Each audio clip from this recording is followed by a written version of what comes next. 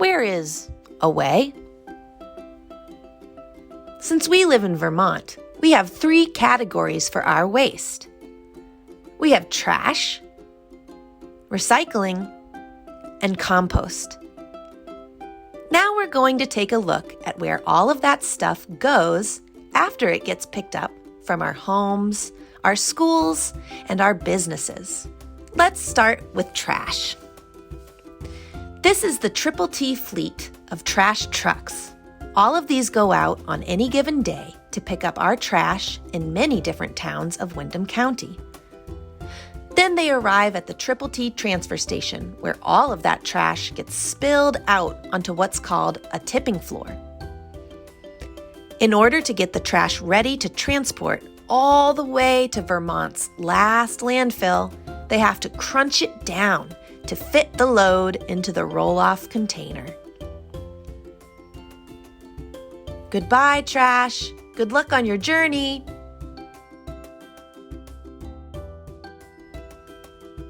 Once the trash arrives at the landfill, they unload it and roll over it with this landfill trash compactor machine. It rolls over the trash and crunches it down. When the landfill is as full as can be, they put a tight cap on top to close it up forever. Some landfills choose to install solar panels over the top to provide power for the community. We installed 20 acres of solar panels over our landfill at the Windham Solid Waste Transfer Station. Let's talk about recycling. Recycling also gets taken to a transfer station where it gets dropped onto a tipping floor. Here we see a mountain of acceptable items like cardboard, plastic bottles, and paper. And from there, it goes to a MRF.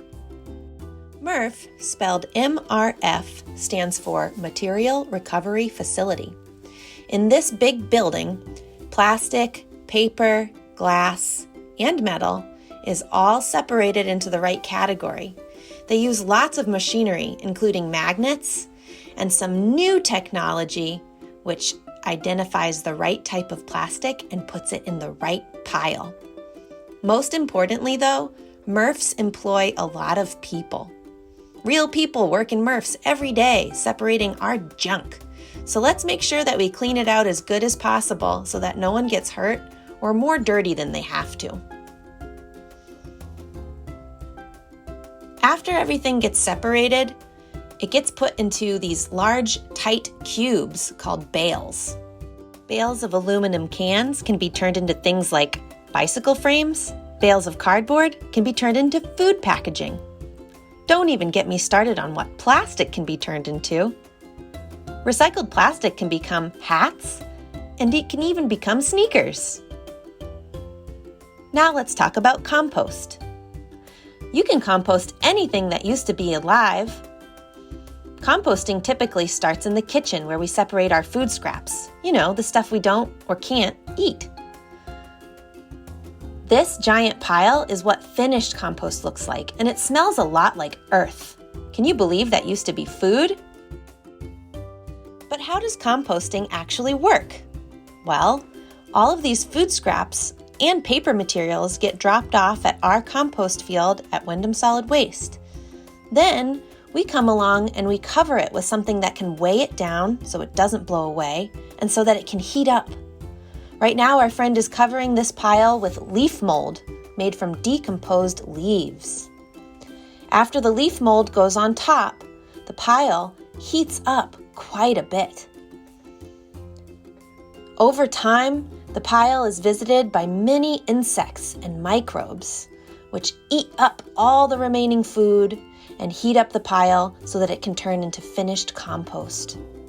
Sometimes there are items in there that don't belong, like plastic. At the end of the composting process, we screen it. The fine stuff on the left is good to go, and the other stuff is junk. And voila, finished compost. Can I get a honk? So let's get this straight. Trash travels 160 miles north to be buried and never seen again in a landfill. Recycling travels about 70 miles to get separated and sent out elsewhere to turn into other things. And compost? Well, compost is made right here in Brattleboro.